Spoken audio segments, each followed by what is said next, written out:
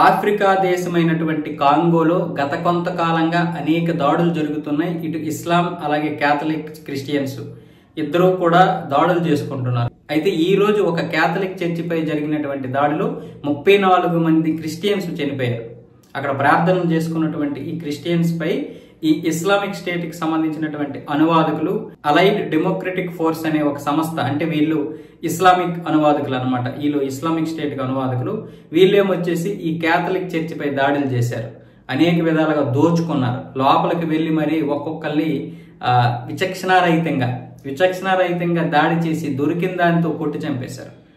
దాంతో 34 మంది అక్కడికక్కడే చనిపోయారు. అంతటితో తృప్తి చెందకుండా కాల్పులతో కూడా చంపేశారు. అంటే తుపాకీలతో కూడా కాల్చడంతో చాలా మంది అయితే చనిపోవడం జరిగింది.